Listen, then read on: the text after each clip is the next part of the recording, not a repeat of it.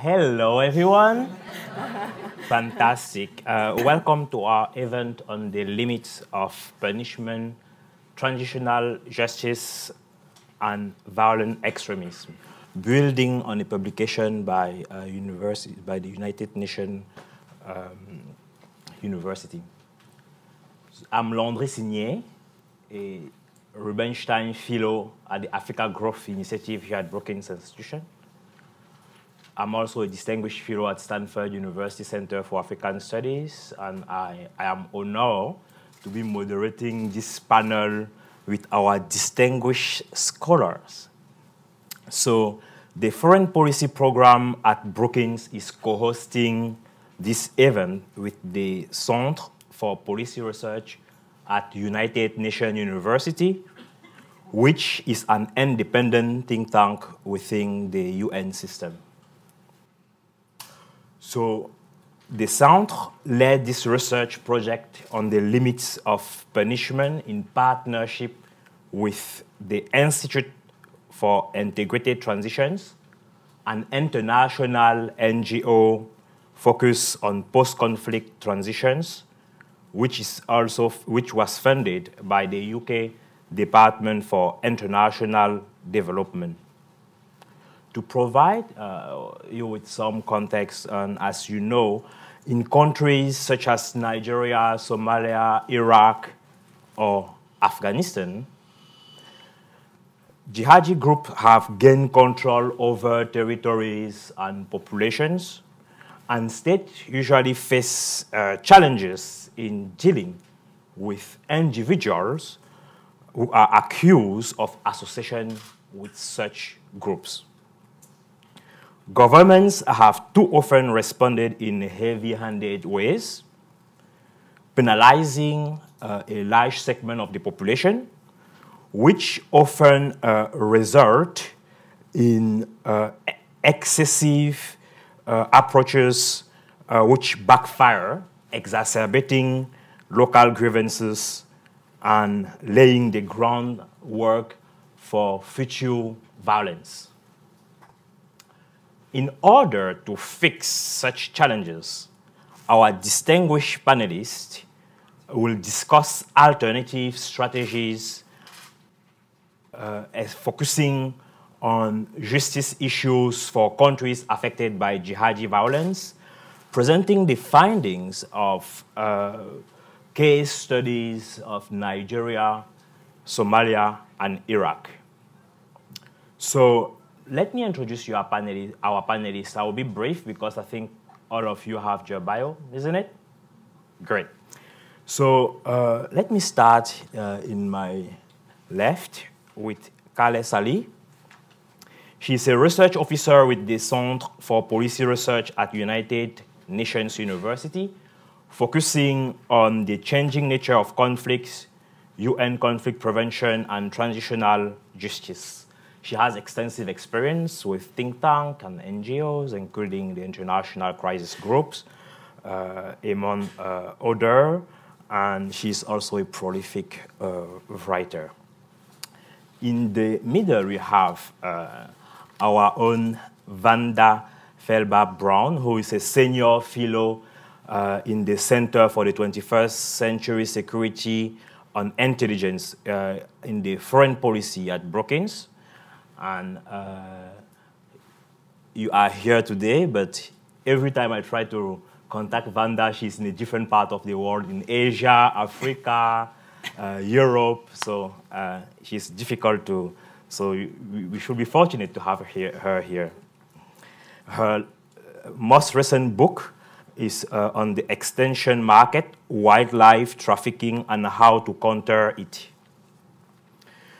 And we have it at the Brookings bookstore. So, and let me finish with Lana Bedas, who is an independent human rights expert and was senior fellow at the Center for Strategic and International Studies. She also has extensive experience with numerous institutions, including the United Nations, the International Committees of the Red Cross, and has taught at American University in Cairo. So now, let's start with Lana. Can you introduce the broader project and elaborate a bit more on Iraq? Certainly. So thank you very much, Landry, and I'm really delighted to be here today. I want to thank the Brookings Institution for having us, and I want to thank very much Vanda for working with us on this project and producing two really fantastic case studies that we'll hear more about shortly. So I'm Kale, and I led the Limits of Punishment Research Project on behalf of the United Nations University. And I just wanted to start by giving a brief overview of the project. This project essentially sought to understand if, when, and how transitional justice tools in combination with other conflict resolution tools could help end conflicts involving major jihadist groups. So by transitional justice, we are referring to a range of processes and mechanisms that aim to achieve justice and reconciliation in the aftermath of systematic and widespread human rights abuses. And often these human rights abuses are very large scale. They will have taken place in the context of a conflict or repression, and they are so large scale that the normal justice system cannot cope. So to get at this question, we undertook 3 fieldwork-based case studies. As Landry was just saying, we looked at how states are dealing with individuals. And our case studies, I think, demonstrate the risks of some of the very heavy-handed approaches that have been adopted that treat broad sectors of local populations as suspect. And they also assess the quality and limitations of some existing leniency programs for these individuals. And based on the empirical evidence of the case studies, we then worked with the Institute for Integrated Transitions to develop a practical framework for policymakers to think through how to apply transitional justice tools in these settings. Unfortunately, Mara Revkin, who was our Iraq case study author, is not able to be with us today, so I'm going to present some of the main takeaways from her case study, but I very much encourage you all to read it for yourselves in her own words. And then I'll just end by pointing to some of the main findings we had with respect to how transitional justice tools might provide alternative approaches. So on the Iraq case study, first, I just wanted to say that I speak only in my professional capacity as a research officer with the United Nations University. I don't represent or reflect the views of any part of the Iraqi government. So with that out of the way, I wanted to start by saying Iraq has achieved quite remarkable gains over the last 4 years. In 2013, the Islamic State began expanding its territorial control across Iraq, and at its height, it controlled territories with a civilian population of over 5 million people. Today, Iraqi forces, including the army, the largely Shia popular mobilization units, and the Kurdish Peshmerga, have regained almost all of that territory, along with international support. But still, Iraq faces many challenges. And one of those challenges, which is the focus of our project, is the monumental question of how Iraq is going to deal, how the justice sector should deal with the very large numbers of Iraqis who may have developed some association with the Islamic State while living under the group's control. Now, the Islamic State's governance role in areas that it controlled is really crucial to understanding the dilemmas that are at the heart of this justice question in Iraq. Because IS was not only an organization concerned with warfare. It didn't just recruit fighters. It also established and operated service-providing institutions such as hospitals, schools, municipal departments. And as a result, locals became affiliated with the Islamic State in diverse ways. And not all of these roles that they played were violent, and not all of them were voluntary. Many locals, for example, had to cooperate with the Islamic State because, for instance, by working in its civilian bureaucracy, either because resistance was punishable by death or because they had to maintain their jobs and their livelihoods. So, for instance, Mara found the example of Khalid, who was a Mosul resident who worked in a slaughterhouse before the Islamic State took over Mosul. And in order to keep his job and continue to have a livelihood, he had to pledge allegiance to the Islamic State. But despite these realities, Iraq continues to apply a very overbroad and harsh counterterrorism law that does not seem to fully take into account the realities of life under ISIS. The law stipulates the death penalty for anybody who committed, incited, planned, financed, or assisted a terror act. And this is quite broad if you consider, for example, the fact that probably everyone who lived under ISIS paid taxes to the group on penalty of death. I think something interesting here is that this language about the kinds of acts that should be criminalized is very similar to and probably inspired by UN Security Council resolutions on terrorism. And I think this shows how sometimes these resolutions tend to be developed with the foreign fighter phenomenon in mind and don't necessarily translate so well when you apply them to conflict settings. The counterterrorism law also effectively criminalizes membership in ISIS without necessarily requiring a specific criminal act, and membership can be interpreted subjectively and broadly. Now, Iraq had an amnesty law that allowed for the pardon of individuals who have been convicted of terrorism if they could prove that they joined against their will and that they did not participate in serious crimes. But that law was amended in 2017 in ways that now preclude the pardoning of anyone convicted of terrorism, regardless of mitigating circumstances. So we're kind of back to square one on this point. And in addition to these legislative flaws, there's a number of procedural flaws that affect the trials of IS suspects. So to name just some of the main ones, there have been arbitrary arrests based on very poorly sourced wanted lists. The military has been involved in pretrial investigations. There's been reliance on the testimony of secret informants in sourcing those wanted lists and in the prosecutions of IS suspects. And Iraq's weak public defense system has disadvantaged people facing trial on charges of IS association. And this is really not a small issue in Iraq. Since 2013, Iraq has detained more than 19,000 people on terrorism-related charges, mostly related to IS, and they've convicted around 9,000. And so just to go back to the example of Khalid, the person in Mosul who had to keep his job at a slaughterhouse, he was convicted in a trial that lasted less than 30 minutes on the charges. He was sentenced to 15 years in prison on the charges of membership in a terrorist group, even though he had pleaded joining the group under survival-driven conditions. And it's not just the formal justice process, the formal justice sector that's at play here. There are extra-legal processes that are also applying unclear evidentiary standards to determine association and punishment. So revenge killings of accused IS affiliates have been carried out by private citizens and by militias. And in some cases, tribal law and agreements have prevented the families of IS members from returning to their communities.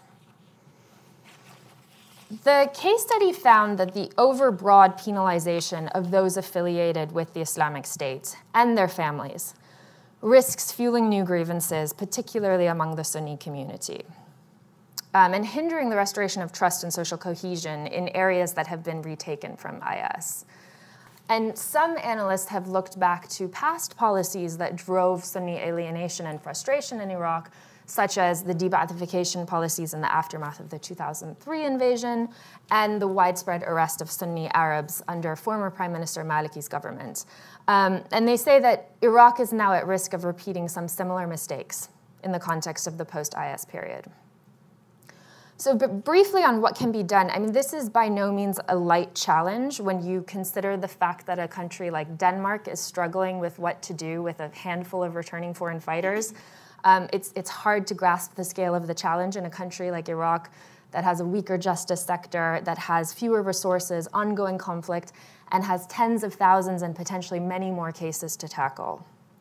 But still, there are a number of steps we think that can be taken, and Mara has a number of policy recommendations in her report. Just to name a couple, an obvious one is legislative reforms. So for example, requiring a specific criminal act beyond mere membership for prosecution, and re-amending the amnesty law to allow low-level IS members who didn't commit serious crimes to be pardoned. Another would be prioritizing serious crimes over lesser crimes to ensure that innocent persons are not unduly punished. And there are a number of other recommendations in her report that I would recommend that you certainly look at. But just before closing briefly, I wanted to touch on some of the transitional justice findings that we found more broadly across the 3 case studies, not just Iraq. Transitional justice and other conflict resolution tools are often thought not to really apply to conflict settings involving jihadist groups, because these groups are usually primarily or even exclusively seen through the lens of international terrorism. And they're seen as actors to be eliminated through military means, as opposed to also seeing them as locally rooted actors that are participants in the civil wars that they thrive in. But we think a number of transitional justice approaches actually would be potentially useful in these settings to provide an alternative to the dragnet approaches that have sometimes cast the punishment net too wide. So first and most important, I think, is the concept of prosecutorial prioritization. By that I mean focusing a state's limited prosecutorial resources on the worst offenders, whether that's delineated by the most senior members of a group, those who were most involved in atrocities, or more broadly, just anyone who directly participated in violence. Without applying such a threshold, there's a risk that a state will deplete its resources on rounding up those with tangential associations, which will leave it less able to identify and hold accountable those responsible for serious crimes. Another key concept that we looked at was the potential use of conditional amnesties. These amnesties can be used, for instance, to induce defections among the rank and file of a group, by offering legal leniency to those who turn themselves in. They can be used to incentivize negotiations with certain faction leaders by putting the carrots of leniency on the table. Or they can be used to create a mechanism for those who played tangential roles to either be forgiven or undergo some kind of alternative accountability process that doesn't involve lengthy jail times. We also looked at how to design amnesties to ensure that they don't contribute to impunity. So for example, we considered eligibility requirements. Amnesties might only be eligible for those who were very low-ranking members or for those who didn't participate in any violent acts. And we looked at the conditions that should be attached to amnesties. So for example, the beneficiary of an amnesty might be required to participate in a truth-telling process or to contribute to reparations. And in this way, amnesties can actually contribute to accountability and contribute to victims' rights. And then, of course, just to end, there's a huge question around how to complement alternative accountability measures and transitional justice tools with disarmament, demobilization, and reintegration programming. So for example, if there's a low-level member of a group who's granted an amnesty, does he or she have to go through some kind of DDR-like process before they're accepted back into their community? And what does that look like? I'm not going to go into too much detail into this because we'll hear more about it in Vanda's case studies. I'll leave my remarks there, but I'm happy to take questions. Thank you very much, Kale, for this brilliant presentation. I reversed the order, but as Vanda is in the middle, I think we'll continue with Vanda on the situation in Somalia and Nigeria. Good morning. Thank you very much for coming on a dramatic day in Washington, but on issues that are vital not just for countries grappling with the issues of civil war and jihadi insurgency, but indeed for everyone who is concerned about terrorism and achieving greater peace and stability and indeed reconciliation. Thank you, Kale, for being the sponsor and force behind the project, which has turned out very valuable, and I hope that you will find it valuable as well. I again urge you to take the case studies, which are also on the website, multiple websites. If you Google them, you will be able to obtain them. As I was preparing for speaking with you this morning, I just Googled what has been happening in recent weeks in Somalia and Nigeria. And one of the big news in Somalia over the past few days, of course, is the electoral effort of Mukhtar Rabaw, who is a former al-Shabab commander, former Somali warlord by the standards of many, for a long time on the top kill list for the United States. But he is a man who was part of a ad hoc peace deal, amnesty deal with the Somali government. And he was allowed to come out of al-Shabab on the promise that he will fight the remaining Shabab and bring more Shabab members out. And now he's running for the top office in one of the sub-federal states of Somalia, the southwest state.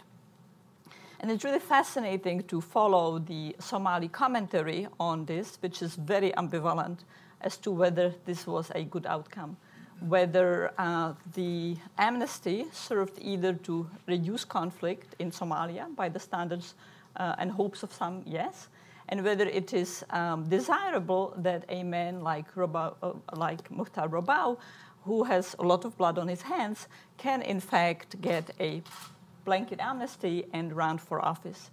These issues are complex, and in different ways they are being replayed in places such as Colombia. We had an event on Colombia and on these issues in July. It's on our website. It's also something we can talk about. But the Rabaw story reveals the complexities of peace. At what cost? Will it be a deep peace? Will a man like Rabaw be a responsible politician?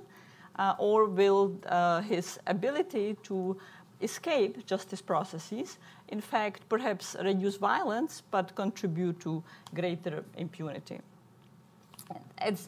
Over the past several days, something else has been also happening in Nigeria, which is the announcement that what the Nigerian military and government called the next batch, the second batch of de-radicalized Boko Haram members have been released from a facility where they were receiving de-radicalization programs. These are people who avail themselves of the ability to defect. In this case, the second batch is 157 Boko Haram members who are now deemed to be de-radicalized and who can return to their community. This program has been enormously controversial in Nigeria and often deeply rejected by society for reasons that I will delve into in my talk. And it was fascinating to see how The Nation, which is one of the prominent Nigerian newspaper, in fact, characterized the effort. And they made a Freudian slip in the title, which said that the chief of defense, the military chief in Nigeria, announces that 157 Boko Haram ex-members were re-radicalized. Now, this is a Freudian slip. What they meant to say was de-radicalized, but it reveals, in a cute way, just the deep ambivalence about these leniency measures and the programs. So let me come to Somalia. Somalia continues to be in a difficult military and security situation. It continues to be the poorest country in the world. Shabab no longer has anywhere the power that it had between 2009 and 2011, but nonetheless, it operates throughout much of Somalia, including in the two states that are deemed far more stable, Somaliland and Puntland. South of Puntland, it has widespread presence, continues to conduct terrorist attacks throughout the territory, holds some territories, and regularly retakes cities close to Mogadishu. It also regularly conducts terrorist attacks in Mogadishu. And it continues to be integrated into Somali society and, in fact, the Somali political and business structures. For multiple reasons, even top businessmen who live in Mogadishu often hire al-Shabab for the provision of security or the provision of insecurity for their purposes. The military battlefield achieved big progress until about 2015, 2016, but since then has been more or less stalled. And the international forces of the African Union, AMISOM, have been able to clear territories, but have reached perhaps the maximum of their ability to make further progress against al-Shabab. And both the Somali forces and AMISOM lack real capacity for holding territories and deepening the clear territory, deepening the peace in the clear territory. So the reconstruction state building element of clear, hold, and build, the build part, has more or less not taken place. At the same time, Somalia is going through multiple complex political processes, the evolution of power, formation of states, issues that are very healthy and important for Somalia, nonetheless deeply contested, with continuing lack of clarity and agreement as to many dimensions of these processes. So within this recognition that the battlefield has more or less been stalled for the past 2 or 3 years, that Shabab still remains very potent and continues to draw strength and entrenchment from Somalia, and AMISOM forces are to leave by 2020. It might not happen, but those were the official guidelines. The governments of Somalia, multiple governments of Somalia, have been experimenting with non-punitive measures. These have included repeated declarations of amnesty without any specification really as to what the amnesty would entail, who is eligible, what would be the conditions of the amnesty, what would be its terms, and really without any kind of legal framework. These amnesty declarations continue to be repeatedly issued and have been multiple times since 2011. But one of the outcomes of the amnesty's declaration is that some al-Shabab members have in fact come out of the cold and have sought to avail themselves of leniency and leave the battlefield. That has resulted into 2 sets of processes.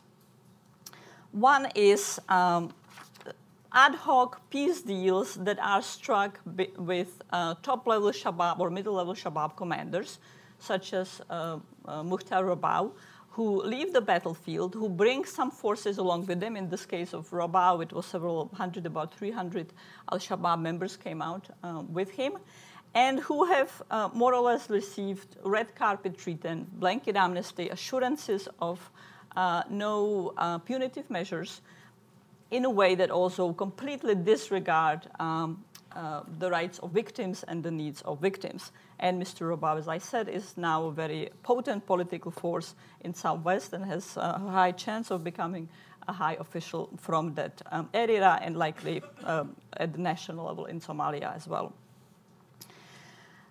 The second, and those processes are opaque, they don't have any legal framework, there is no discussion with society about their terms, there is frequently no disclosure of the terms, although there might be negotiations between the Somali government and the international community to remove such individuals from terrorist lists, as was the case with Mr. Rabau.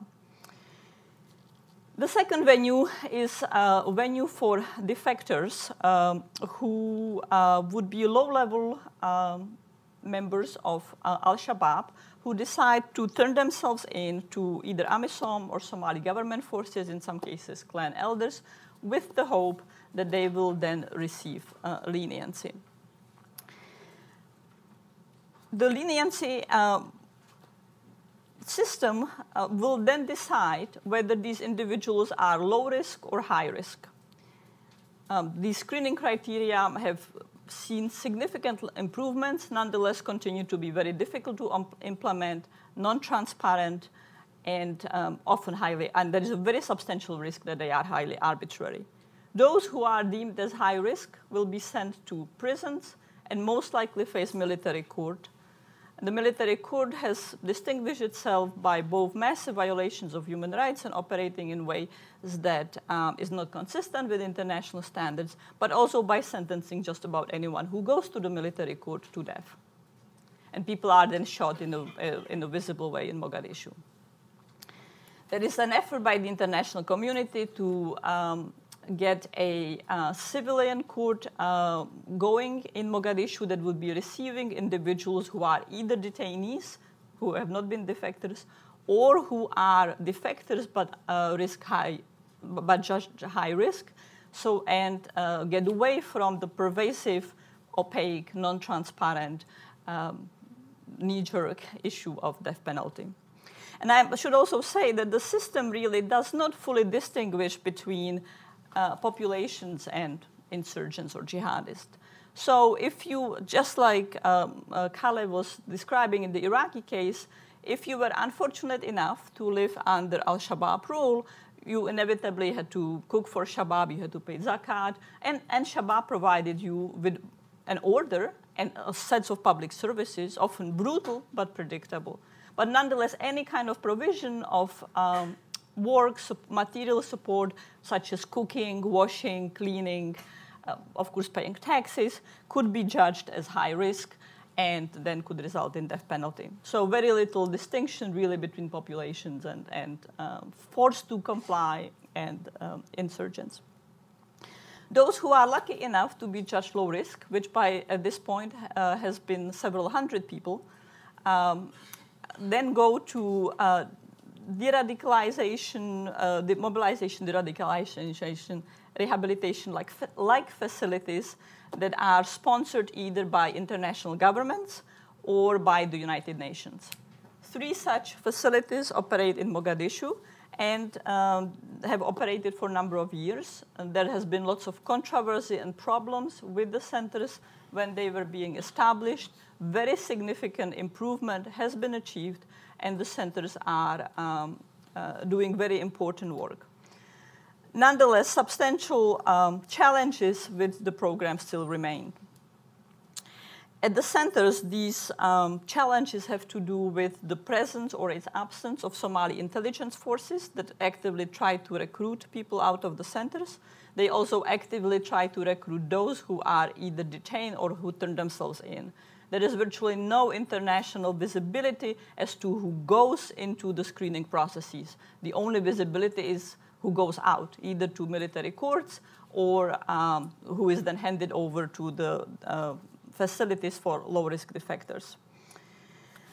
And the issues, operational issues, also have to do with harmonization of processes and procedures across the centers. That sounds fairly technical, but in fact deals with lots of fundamental difficulties that are, and fundamental dilemmas that are detailed in the report. A massive issue is one of lacking rehabilitation facilities for women, who are often seen by Somali society as highly complicit merely because they had to live under al-Shabab rule or because they were wives of Shabab members, often forcibly so. But nonetheless, there is very little empathy for them, and often clan discrimination and other issues mean that such wives who former wives or not even wives, simply women who lived under al-Shabab, if they need to get out, there is very little communal support for them, and hence there is real need for more systematic support for them. And another fundamental problem is one of lack of jobs for those who go through the rehabilitation low-risk facilities. And the most fundamental one, and that was one also that very much will be prominent when I talk of Nigeria, is really the lack of robust, systematic, effective processes for reconciling the communities with those who have gone through those processes. It really needs to be understood that even though groups like al-Shabab often provide order, public service, and justice that is preferable to those by warlords or even the government, they nonetheless have committed great atrocities and are deeply resented, deeply feared by communities. And so communities often point out, how is it that people like Mr. Rabau get to become top officials and low-level al-Shabab members get education, support, training, perhaps other services, and we, the victims who have suffered terrible plight, do not receive anything. Very much also the same story in Nigeria, even more acute in Nigeria. And so while it is really fundamental to think about the need for amnesties, leniencies, transitional justice mechanism, those cannot compromise victims' rights, and they should also not foster the lack of accountability and impunity. And I would argue that Somalia's fundamental problem is, in fact, pervasive lack of accountability, pervasive impunity, as do indeed many members of Somali civil society. The report also looks at traditional justice mechanisms in dealing with al-Shabab and also Somali NGO efforts. I don't have time to go in them. I'm happy to take on those issues in Q&A, and they are detailed in the report. In Nigeria, a similar process exists, compounded by the real difficulty of just fundamental societal rejection of anyone who was associated with Boko Haram, including women who were dragged off and forcibly married off to Boko Haram members, and children who were born to a father who was a Boko Haram member or who had to endure Boko Haram rule. In fact, the title of the report is from what I was told systematically in Nigeria: "We don't want them back." Now, that's a very bleak title, and it's a very bleak societal judgment that is nonetheless offset by some of the realities, namely that there have been rehabilitation and leniency processes for women and children. Several thousand women, about over 2,000 women, have gone through these processes, and at least 96 Boko Haram defectors have been released. The monitoring is not complete. Oftentimes, when they leave the rehabilitation facilities, they do face ostracism, and sometimes run out of their communities. That significantly compromises their ability for livelihoods and for meaningful, peaceful integration into society. But nonetheless, there has not been widespread killing of those who have been labeled, who are seen as associated with al-Shabab. Wanda, what are the critical differences between Nigeria and Somalia? Sorry, what are the what? The critical differences. Well, I would say that one of the important differences is what I want to highlight next, which is the counterinsurgency approach of the Nigerian military. That's been extraordinarily brutal and rife with many extrajudicial killings, torture, civil rights violations. The Somali forces are not nice. They have committed similar abuses, as did various militias in Somalia. Militias also exist, the Civilian Joint Task Force in Nigeria.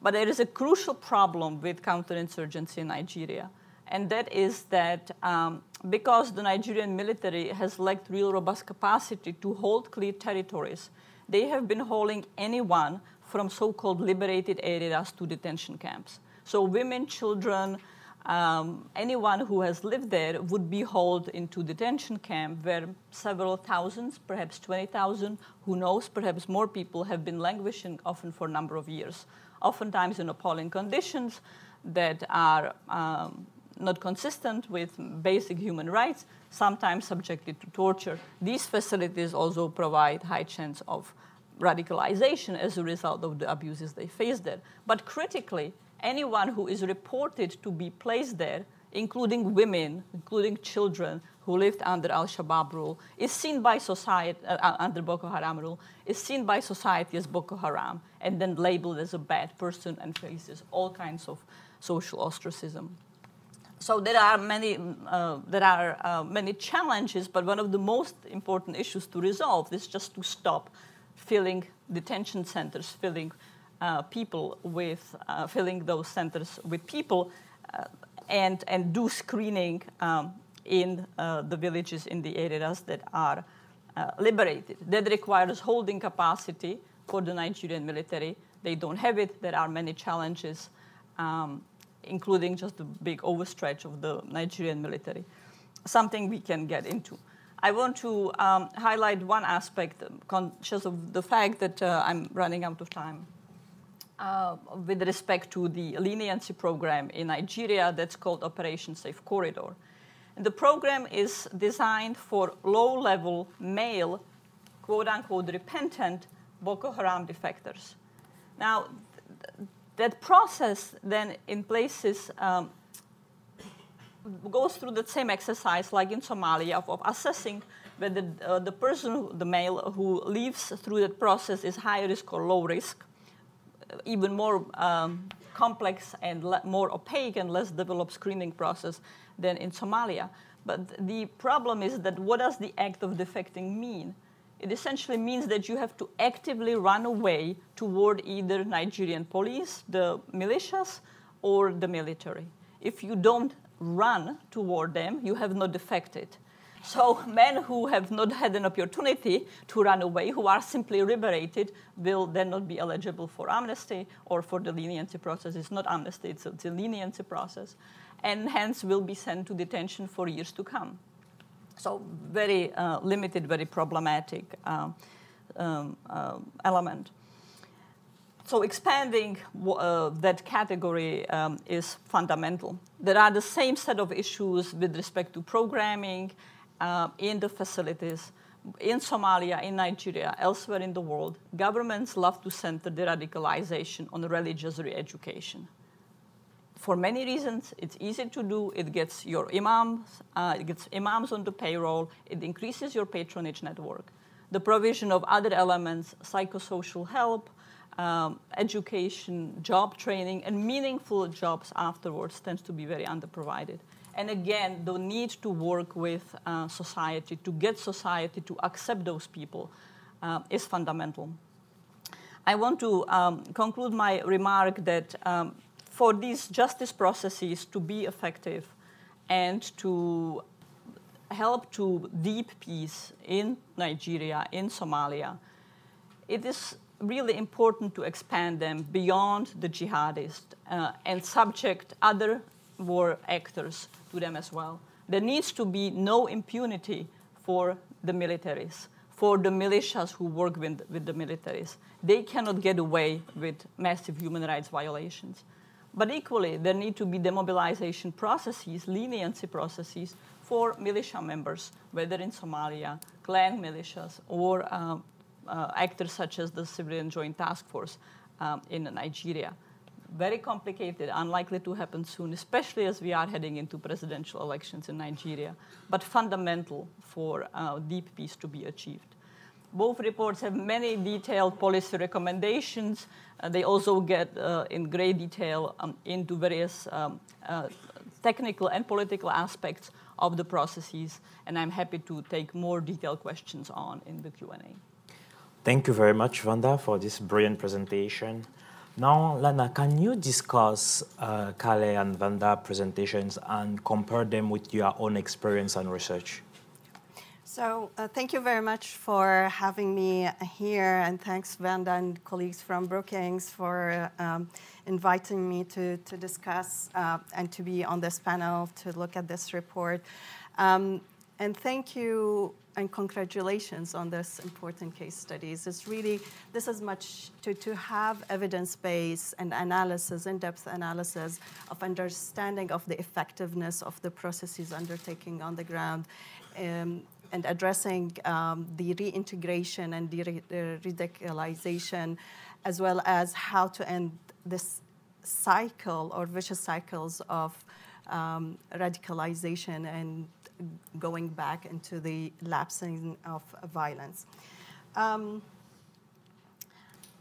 would like to shift the focus more on how the global dynamics at the international level regarding the counterterrorism and violent extremism, how it's been discussed at the global level and how it plays down at the national level and in countries.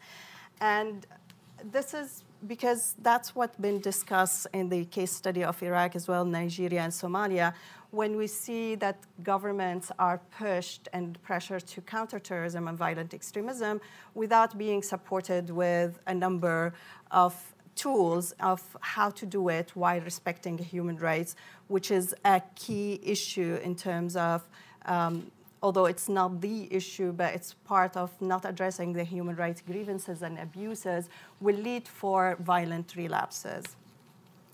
So the international community has engaged for decades, although intensified after 9/11. in developing a raft of conventions, resolutions, strategies to counter terrorism, combat violent extremism, and recently made the shift to really prevent violent extremism, looking into similar processes of addressing human rights abuses and grievances and other root causes to really end the violent resort to violence. These global documents developed under the auspices of the United Nations imposed legally binding obligation on all UN member states to, among other things, enhance legislation, strengthen border controls, and increase international cooperation. In response to these resolutions, governments have undertaken a number of actions to combat terrorism, fearing or risking the withdrawal of financial and military support and sanction if they haven't done so.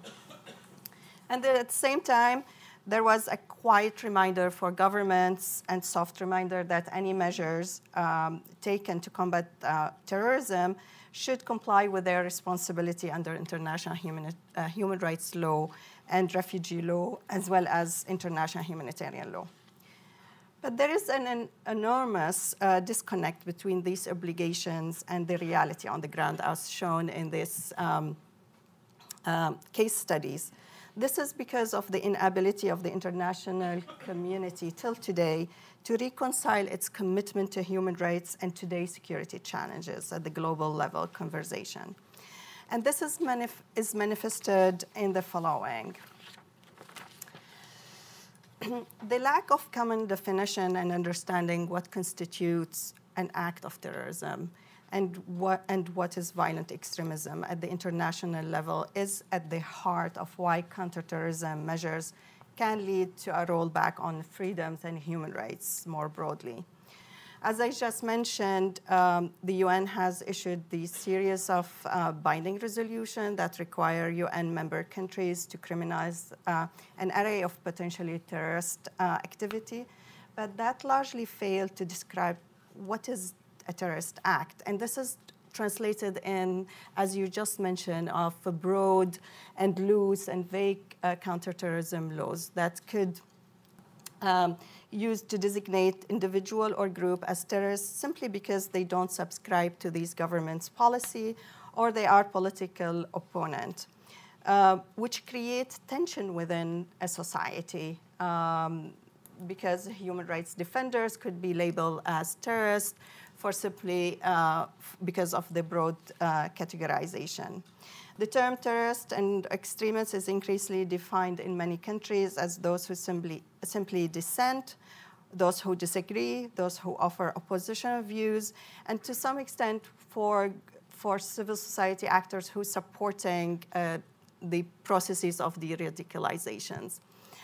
The other that's as well mentioned is the option of the militarized, securitized option continues to dominate member countries' response to violent extremism. And this has been pushed at the global level. While combating the direct threat of violent extremism remains critical to prevent widespread death and destruction, military and heavy-handed operation in isolation do not end terrorist movement. And that's as well shown in these case studies. And that government cannot prevent radicalization, recruitment to terrorist organization, or build community resilience to violent extremism. There was a 2017 study done by UNDP, Journey to Extremism, stating militarized response to violent extremism have only served to deepen long-standing mistrust, alienation, as well as marginalization of many people around the globe, and that have contributed to attack in places as diverse as Belgium, France, Iraq, Mali, Nigeria, and Tunisia. As well, in the Global Terrorism Index of 2017, it shows when government undertake an increase in the political terror, there is an increase in the cases of terrorist attacks. Efforts to hold extremists accountable for their crimes, as shown in the case, on those case studies, as well responses to the phenomena of foreign fighter, ignore human rights standards and principles. I would give the example of the UN Security Council Resolution 2379, adopted in 2017. The resolution calls on the international community to support Iraqi efforts to hold ISIS accountable for atrocity committed by its member. The result is, as Kelly mentioned, that the Iraqi government and the Kurdish regional government start to rapidly prosecute all of these suspects on charges brought under counterterrorism laws, vague counterterrorism law, and courts, primarily on charges of membership in ISIS, without any distinction made for their roles, being active, not active, being with the mere survival mechanism, or severity of the charges brought against suspects. Similarly to what's been mentioned in Vanda case study, women and children of ISIS members who are victims of their spouse and parent decision to stay under the rule of ISIS are detained and jailed for a long time without any respect for their human rights. The Iraqi KRG judiciary have failed, on the other hand, to address abuses committed by the Iraqi and KRG forces in their war on terror. This partial and selective justice creates a new layer of grievances and poses a problem of accountability and for broader reconciliation within the country. This leads me to my final point is the adoption of repressive measures to close civic space and silent dissent voices in the name of national security and combating terrorism. As you mentioned, a lot of in-country work, important role in preventing violent extremism and radicalization been taken by civil society actors. They contribute in addressing grievances, conditions conducive to spread of terrorism. In many cases and situations, they have developed and promoted civic education in schools, provided socioeconomic intervention that teach marginalized youth to manage their feelings of injustice, created platform for dialogue, and helped to reintegrate former young members of extremist groups within their community. In spite of the importance of these contributions, which are widely acknowledged and well recognized, governments have often used counterterrorism to crack down on civil society actors, limit their activity and operations, curtailing space for civic participation, hampering as a result any trust building and reconciliation efforts at the local level. The lack of meaningful engagement with civil society actors is also witnessed in international fora and platforms. Many member states place onerous obstacles to the participation of civil society actors in the conversation on counterterrorism at the global level, as demonstrated in the recent high-level counterterrorism conference. Invoking the Economic and Social Council rules, the accreditation issue, civil society actors are granted limited, ad hoc, and reluctant access to participate in shaping the counterterrorism PVE policies and to voice concern on government action when it comes to the implementation of counterterrorism strategies and their effectiveness. So a lot of civil society their voices were not given any audience. They do not have any access to the review mechanism within the local system, within the global system. Recently, it was announced that the civil society unit within the UN Office of Counterterrorism would be created, which would be dedicated to strengthening the engagement between civil society and the UN counterterrorism structure. which civil society actor will be invited to be part of this meaningful engagement, and how meaningful the engagement will be is still remain to be seen. Let me conclude here by saying mounting evidence proves that counterterrorism efforts that deny the existence of pull and push forces, including addressing human rights abuses and grievances, are likely to fail. Transitional justice processes combined with accountability processes, as shown in this report, offers a suitable mechanism that can encompass the whole society, and this is an important aspect where we look at the whole active role for all society to address the root causes and mitigate a violent relapse. But most importantly, it's necessary for the international community to re-engage in a meaningful discussion on how to strike the right balance between countering terrorism and protecting human rights. Only then it will transfer respect for human rights from a mere rhetoric into a security imperative at the national level. Thank you. Thank you very much, Nana, for the great presentation. Perhaps before opening the floor to the audience, I have a question for all of you.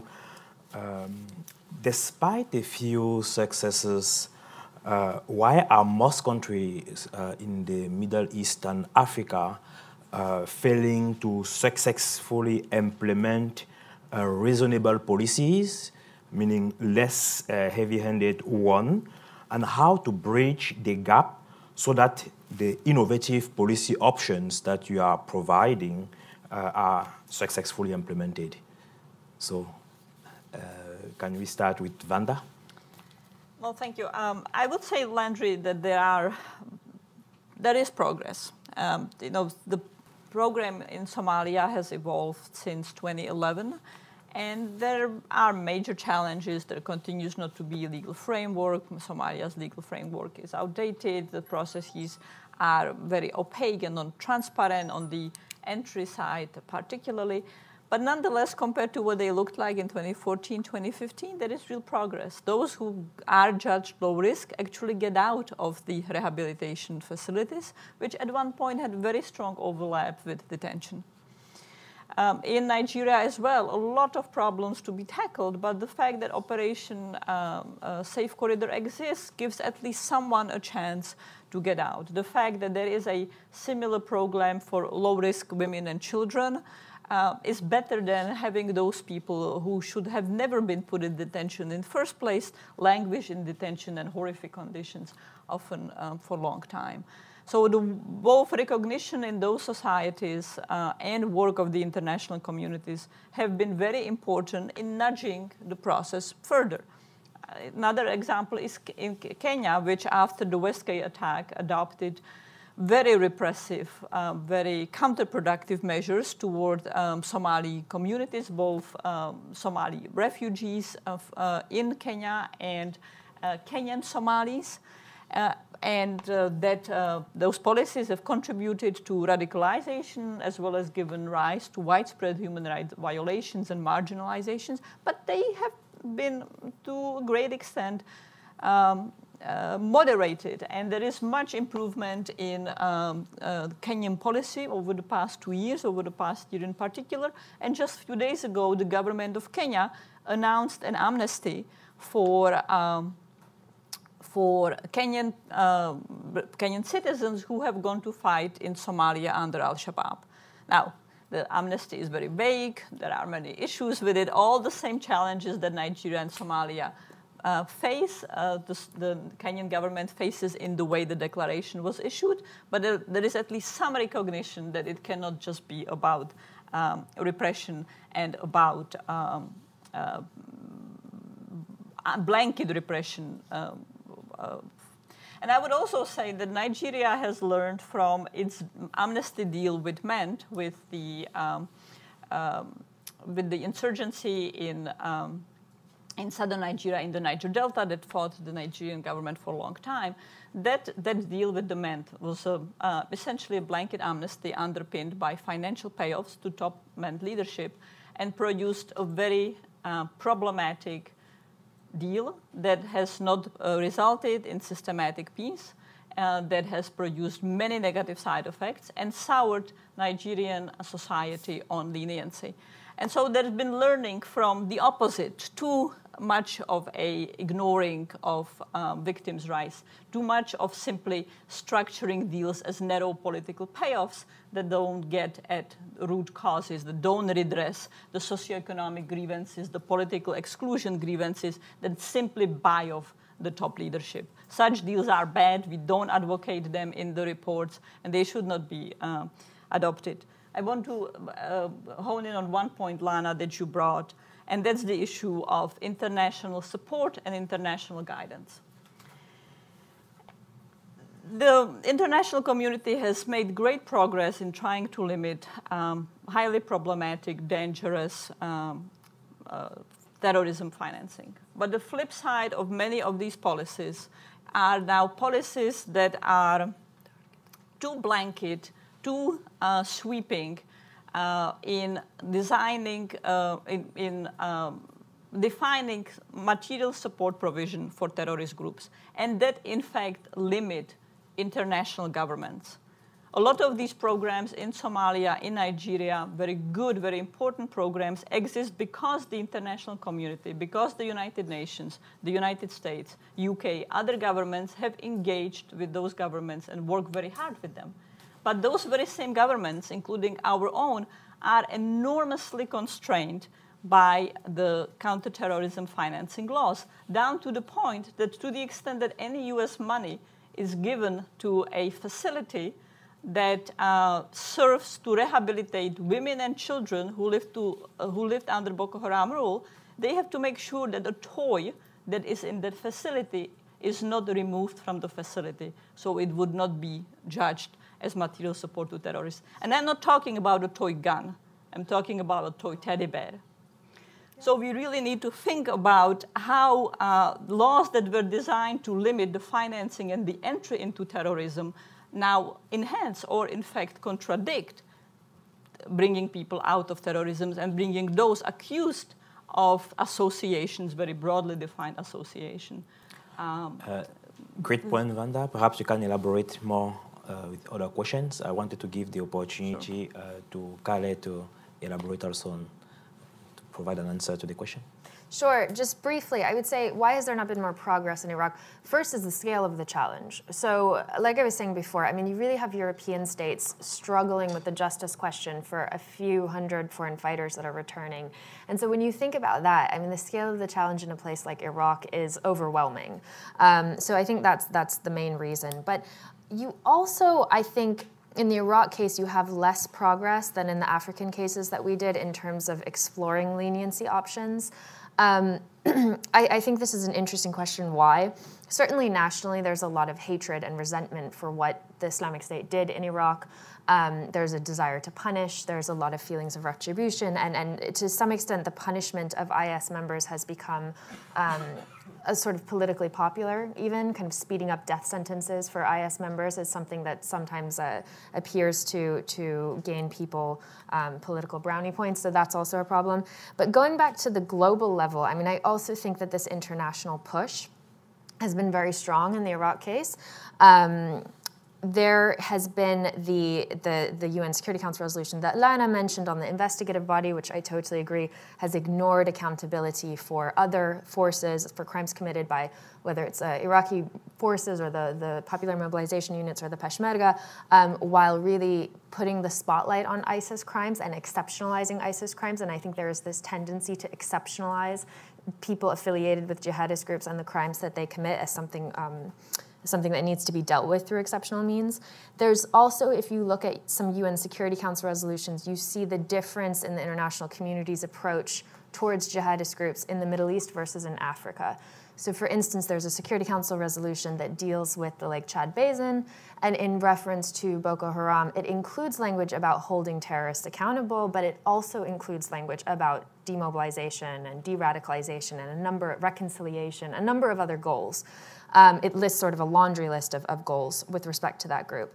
if you look at UN Security Council resolutions on Iraq, on ISIS in Iraq, you only see language about prosecution, holding them accountable. You don't see language about rehabilitation, disarmament. And why is that? I mean, I think that's something, that's a question that we need to understand, why these kind of leniency approaches are considered less so, or the discourse is less there in the Middle East as compared to our African cases. Fantastic. Do you want to share a few words? Just back to to answer your question, and this is from various experiences of mine. I think the problem is we go into any conflict area and try to do a piecemeal approach. And this has been doing an action in silos from other actors on the ground. And I think if from the perspective of the region that I have expertise, the Middle East and North Africa, it's most of the actions been taken looking at one aspect without having a comprehensive, robust approach. And most of the actors and the stakeholders, they were doing their actions in silos and none in coordinated and concerted ways. Why it is problematic in terms of approaching and dealing with these crises in the Middle East, I think the most important is first the region has, although it's improving, but there is a gap and shortage in terms of respect of human rights. And the institutional capacities are really been depleted by various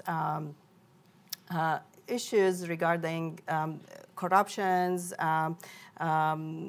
conflict, and economic situation. So if we want to look for a successful approach to address these issues in the region, we need to have more of a comprehensive approach. Fantastic. Let me now give the floor to the audience. Please wait for the mic and introduce yourself, your affiliation, and be brief.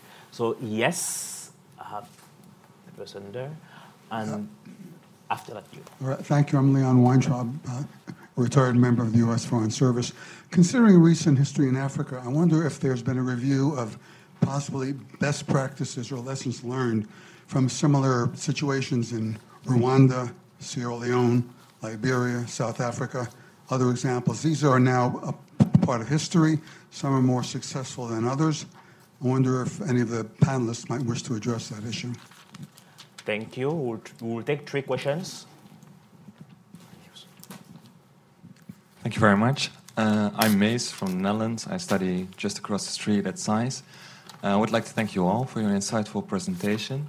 And I was curious what you think are concrete measures the UN institutions should and can take to address this problem. Thank you. Diane Perlman, George Mason School for Conflict Analysis and Resolution. Is there any work on processes that would include something like redemption, or where people can do community service or something, not just whether high risk, low risk, or to forgive them, but some process that they can go through to compensate and get recognized? Thank you. Let's start from you, Kale, and then we'll go. The first and the third question, I think I'll kind of take together in terms of, if you read the framework paper that we produced, we do draw on a lot of these cases. So we draw on Rwanda, South Africa, various cases where there have been transitional justice processes and alternative accountability processes. So for instance, community service rather than requiring jail terms for people who qualify for conditional amnesties. And I think there is a lot we can learn from those cases. And I think often those cases are thought to be not necessarily applicable to the kinds of conflicts we're looking at with Boko Haram and ISIS, because again, there's this tendency to exceptionalize these groups. And so there's a missed opportunity there in terms of drawing lessons from other conflict settings, Colombia, et cetera, and seeing how they might apply to these conflicts. But we do try to address that in the framework paper. And for instance, just to give an example, I mean, in Rwanda, there was an attempt to use international, national, international and national courts and traditional justice mechanisms. And this is something that I think is super relevant for our case studies, because we didn't have time to go into this too much, but in particular in Somalia and in Iraq, you do have these tradition-based justice processes, whether it's tribal justice in Iraq or clan-based justice in Somalia at play. And there's a huge question around how you can mix these justice processes and whether they can complement the formal justice sector or do they undermine the formal justice sector. And so we can look to cases like Rwanda and I think learn lessons from that. So on the final question on what should the UN do and other international institutions, the UN is involved in a number of these cases. So Vanda will speak, I'm sure, to the Somalia case where they're most involved in this process. The UN in Iraq is involved, in particular, UNDP is involved in stabilization in post-ISIS areas. I think what will be important is for the UN also to understand stabilization, the political dimension of stabilization. And so stabilization is often thought of as, creating the conditions for populations to return, for displaced populations to return to their communities. But we have to think about this much more broadly than, creating the infrastructure for people to return. But it's also about the politics at the heart of this. So how do you facilitate agreements, for instance, among tribes to allow the family members of people who are accused of ISIS affiliation to return? And do you facilitate dialogues and things like that with different community leaders? Because that's also part of stabilization. So I think that's somewhere where the UN can indeed play a role. Fantastic. Yes, Vanda? I would just add to the issue of review that that's not simply reviewed in our papers. That knowledge is there among people who on the ground operate those programs, who are the international supporters, advisors. That's particularly pronounced in Somalia, including because in Somalia it was very much the work of the United Nations that got many of the improvements, some of the facilities running, significant improvements. It was really deep, unique involvement of the UN that led to substantial improvements. And I say unique because in other countries that might be more difficult. It's been far more difficult for the UN to have that same level of engagement with the Nigerian government. The Nigerian government sees itself as not being in need of such help. And in fact, there it was really the work of the US government that was very important in getting those programs running, improving them, trying to scale them up, and pushing against many of the undesirable processes. I do, in both the Somalia and the Nigeria case, look at traditional justice mechanism. They are surprisingly weak and often not seen as viable in the Nigerian case, in northern Nigeria. And they are often rejected by a whole set of actors. That may not be quite the reality might not be as strong as that perception, but this is the perception. Nonetheless, there are very useful civil society reconciliation processes in Nigeria. They are not traditional. They don't involve necessarily the bulamas and the other chiefs. They might involve them, but they are not run by them. That have produced some of the best results. So let me just highlight one effort by one NGO that has taken on the case of the widows and wives of Boko Haram, who are despised and rejected by Nigerian society. Often they cannot return to their communities. So this one NGO decided to do a school and for children of Boko Haram ex-members or members, and for women who were forced to marry Boko Haram, Muslim women who were forced to marry Boko Haram. And they designed a program in a way that the program had equal number of wives and widows of the militia, the CJTF, of government soldiers from the area, and of Shabab, of Boko Haram wives and widows. And it led to not only significant economic empowerment of those women compared to their conditions before, it also produced the most tangible reconciliation in a particular part of Maiduguri. In the case of Somalia, there is here, that's the traditional clan justice system that I say the traditional. In fact, there are multiple processes that vary by clan. These are not static, they evolve, they are not uniform. These processes have allowed for the reintegration of male defectors from al-Shabab, but there is close to no transparency, monitoring, any systematic record or evaluations. Oftentimes these take place without anyone in the international community or Somali government knowing about them. Partially because the security situation is so very difficult that international observers, researchers, or even Somalis don't get into those areas. But it would be very important to start having a look at how those processes have worked for men defectors. Have they faced attacks by Shabab? And one of the things that we haven't said that we must say is that if you are a defector, or even if you are someone who lived under al-Shabab rules and you have now come out, there's a high chance Shabab will go after you and try to kill you. Similarly with Boko Haram. And the militias might want to kill you because they see you as still a perpetrator. So there are many challenges, many fundamental security challenges that people who avail themselves of these processes face. They can be killed by very many actors. So looking at what has happened with those client processes is one. But I am quite concerned about relying on them too much with respect to women, because the hair system, under the best of circumstances, doesn't give any voice to a woman. A woman can only appear in it through a male representative.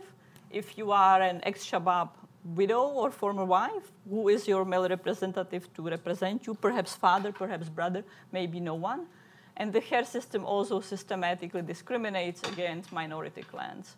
So this process might be useful for an additional support, additional engagement of community, but we need to recognize its limitations and not oversell it either.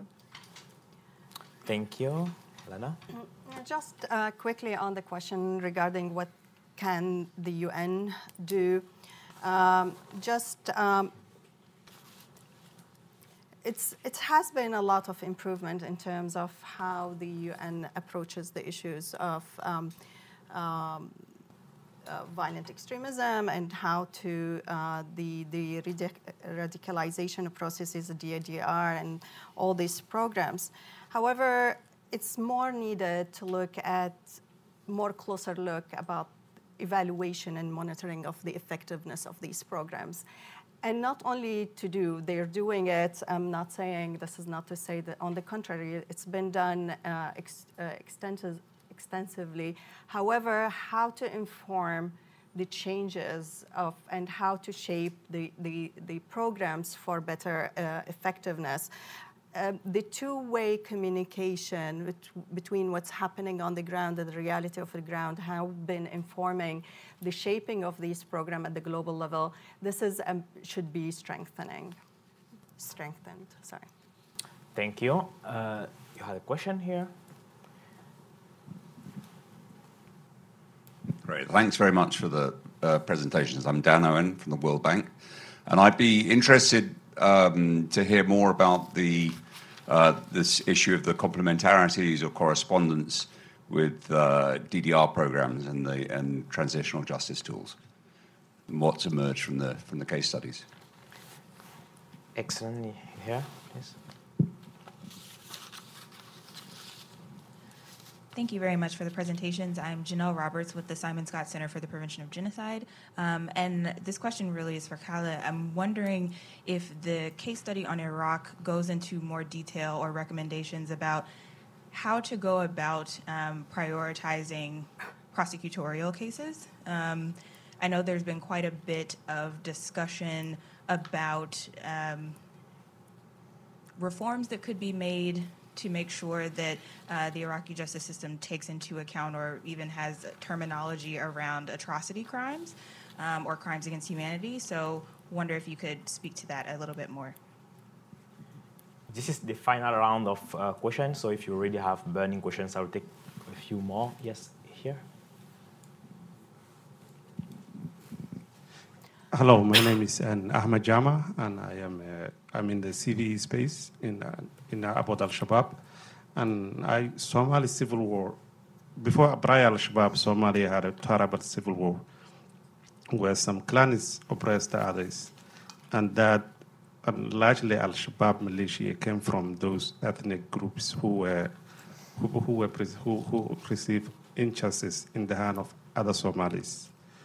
And today you have a lot of those warlords who are in the government or acting as counterterrorism, doing a lot of counterterrorism work.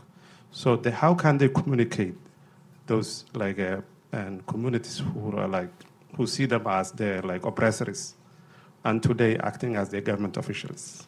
Do you think there is a miscommunication? And how can the international community at least take that issue, address that issue?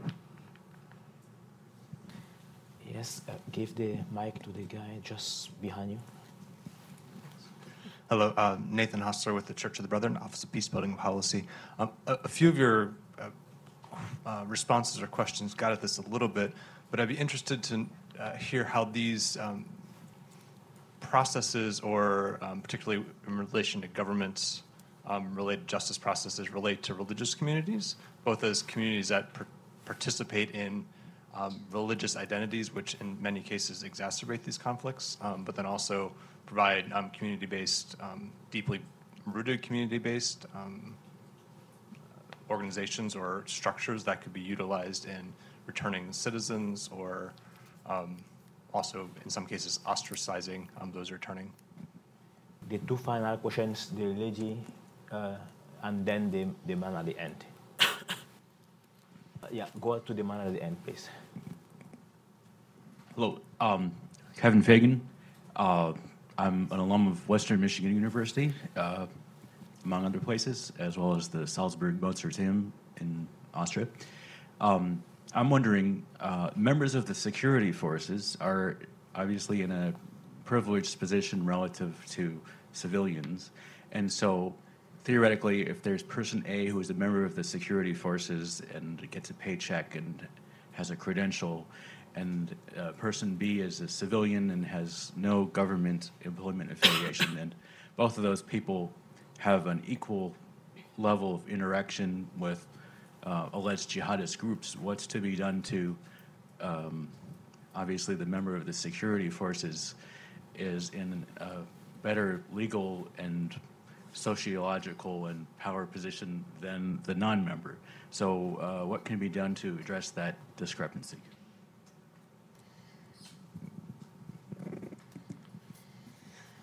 Good morning. My name is Faraha Joy. I'm a human rights lawyer based in Zimbabwe.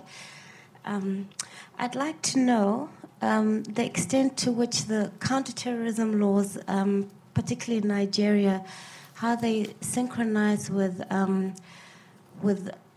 other laws of general application, like that affect child marriage and marital rape laws, and whether if these were synchronized or not, the impact that would have in reducing violence, particularly against women. Thank you very much. I'll give the final words. You have about a minute, so pick your... Can you give them a couple of minutes also? Okay, and please pick a couple of questions and give your concluding remark.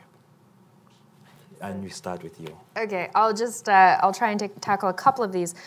On the Iraq-specific question, how to go about prioritizing cases, what's being prioritized now in Iraq is ISIS crimes. I mean, that's very clear, and this is what we were saying about with the investigative body of the UN. And I think there's a number of different ways to prioritize cases, and we can also look at lessons from around the world that have had to prioritize cases. In the Iraq case, the first and most obvious one, I think, would be where people have joined under survival-driven conditions or coercive conditions, and where people have committed nonviolent crimes, meaning to not prioritize those cases. I think that's the most obvious sort of place to draw the threshold, but then it really depends on how much Iraqi society is willing to accept in terms of where you draw that threshold. But I think that's kind of an obvious threshold to draw. And in terms of the capacity of the Iraqi state to address atrocity crimes, this is somewhere that I think the UN investigative body can be helpful. And so this goes back to the question of what the UN can do, because part of their mandate, I mean, although there are a lot of problems with that body, including the fact that it's selective justice, not only that, there's also a problem that the death penalty is very widely used in Iraq for terrorism cases. And so you can't have a UN body providing evidence that could be potentially used in trials that results in the death penalty, because obviously with the UN, that wouldn't be acceptable. So there's a huge question around that and how they're going to get around that. But one part of their mandate that I think is the most important part of their mandate is capacity building. So with respect to that, I think they can help Iraq address atrocity crimes. Maybe just briefly on the difference between security, or sort of the power disparities between security forces and sort of locals who join jihadist groups. This is not unique to any of our case studies. I mean, even in the United States, this is an issue. So in terms of members of the armed forces sometimes escaping or being less subject to judicial proceedings for things that have been done in conflict settings. But it's certainly a problem I think I can say at least certainly in Iraq. I don't think it's solvable. I don't think you'll ever have the popular mobilization units, which are largely, or the Peshmerga, who were crucial forces in retaking territory from ISIS and are more largely seen as heroes in society, as opposed to people affiliated with ISIS who are more widely stigmatized. I don't think that's solvable, and I don't think they'll ever be treated the same. But it is important to establish some kind of consistency in treatment, at least with respect to serious crimes, which have been committed on all sides, and to ensure that various security forces, various members of different armed groups are held accountable for violations of international human rights law. On complementarity of transitional justice and DDR, maybe I'll leave that to Vanda, because I think in the Somalia case, we really see this interesting question of how the lack of clear amnesty, or clear sort of conditions and requirements and the legal effect of amnesty pronouncements can play into DDR processes. But I'll leave that to you, Vanda. Well, let me start with that. Indeed, both in the Somalia and the Nigeria case, what has emerged as these programs, such as Operation Safe Corridor, the programs for the low-risk defectors, really was informed and built around standard DDR practices, with the middle D being replaced from demobilization now to de-radicalization. And it was a complicated, sometimes back and forth process of achieving the level of lessons and level of structures and processes that is there right now.